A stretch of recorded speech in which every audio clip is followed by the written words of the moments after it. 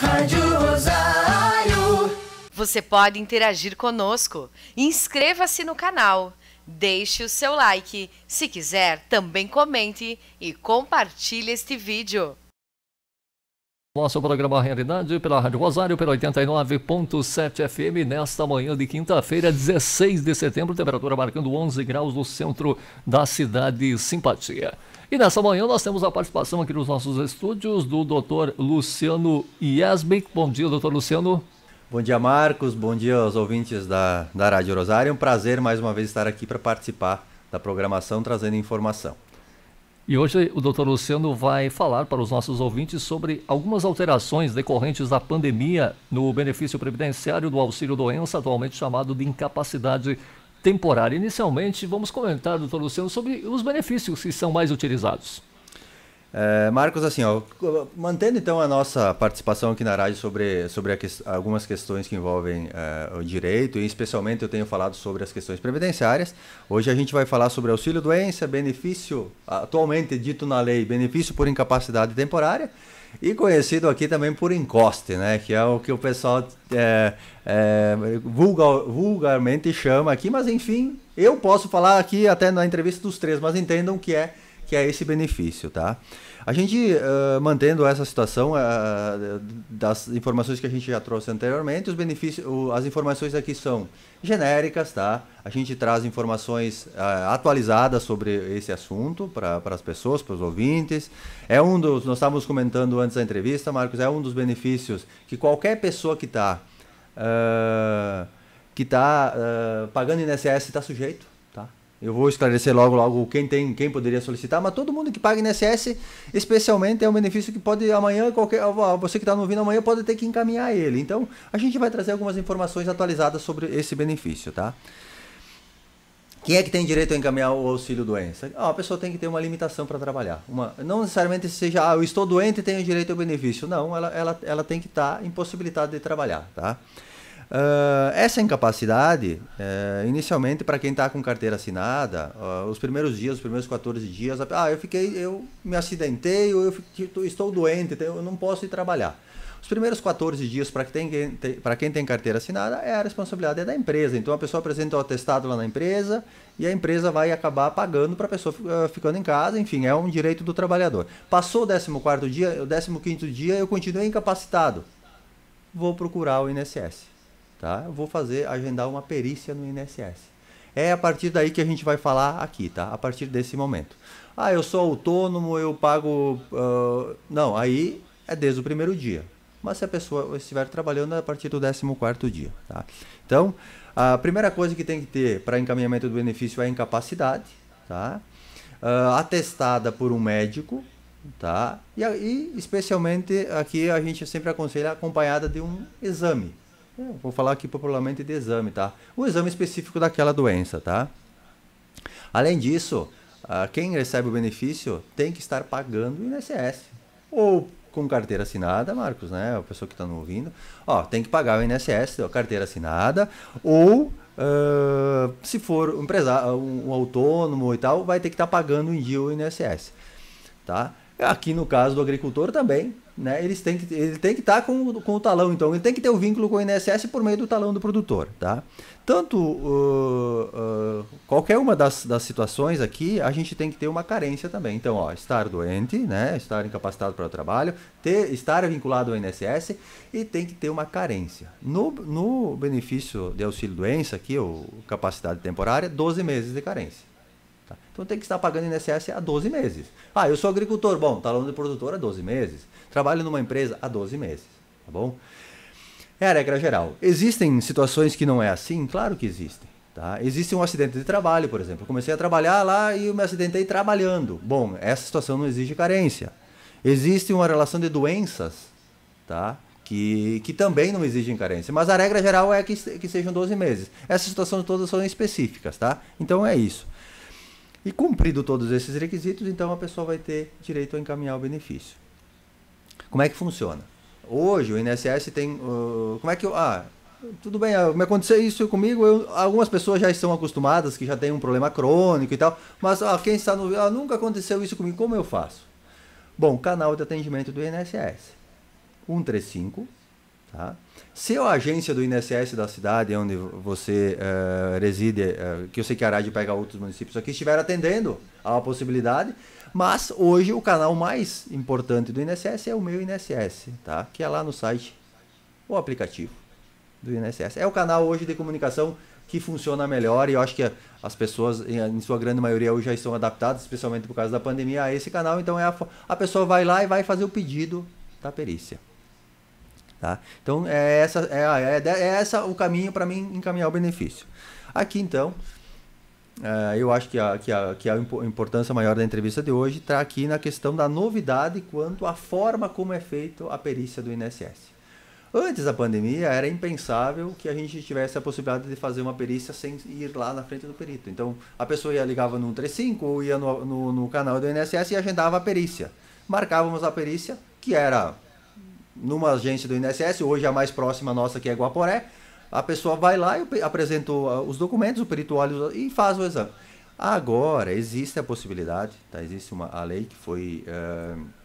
que entrou em vigor em março, da pessoa fazer a perícia à distância. Tá?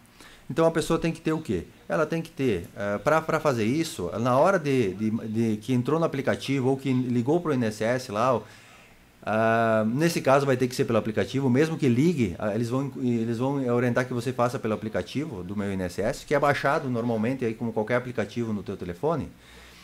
A pessoa vai ter que ter o quê? Vai ter que ter um laudo médico, tá? Um atestado médico, tá? Que tem que ter uns requisitos específicos. Eu vou fazer o mesmo laudo para a perícia presencial e para essa distância? Não, essa distância, vocês têm que entender o seguinte, ó, tudo que você vai levar de informação para o perito vai estar nesse atestado. Então ele tem que ser perfeito. Tá? Perfeito é o quê? Tem que ter o nome, a assinatura e o CRM do médico, tá? O carimbo do médico, prazo de incapacidade. Dizer, quanto tempo, o médico tem que dizer quanto tempo você está incapacitado para o trabalho. Não deve ter qualquer tipo de rasura, tá? Então aqui até a gente tem tentado orientar as pessoas que nos procuram, enfim, que verifiquem com o médico para que seja digitado de preferência, não seja manuscrito. Alguns médicos não fazem, mas a maioria deles já está se adaptando, é uma realidade. Hoje em dia eles têm que seja digitado para não ter problema e principalmente tem que ter o CID da doença. Tá? Então, tendo tudo isso, a pessoa pode entrar lá no aplicativo do Meu INSS e fazer o pedido, tá? E lá, a novidade aqui é o seguinte, que ela pode, além do atestado, que até durante a pandemia existia a possibilidade de pedir um emergencial e juntava só... Aqui a pessoa pode juntar também exame, receita, os exames mais antigos, enfim, para o perito dar uma resposta, dar uma decisão mais acertada também. Tá? O período máximo de benefício para essa situação é 90 dias, tá? E não pode ser prorrogado. Então, eles me deram 90 dias e eu continuei sem condições de trabalhar. Faz novo laudo médico, faz novo atestado e encaminha novo pedido. Tá? Essa situação aqui, Marcos, por que é importante esse pedido? Mas por que eu vou fazer presencial? Bom, o presencial, para Guaporé, vou dar um exemplo nosso aqui. Guaporé, o INSS só está conseguindo agendar para o dia 10 de novembro em diante. E se eu preciso logo do benefício, preciso logo receber o valor, não tenho outra fonte de renda, esta forma de perícia, ela é mais rápida. Tá? Então é essa a grande alteração que a gente teve. Vai ser para sempre isso? Não sei. A lei atual, né, vale até 31 de dezembro, mas se der certo, tá? Ela atende a ser mantida pelo INSS, enfim, porque é uma maneira mais prática de acesso e segura tanto para o INSS quanto para a pessoa que está precisando, né? Porque como o INSS dentro da pandemia teve uma sobrecarga de benefícios, eles estão encontrando maneiras de acelerar esse processo todo.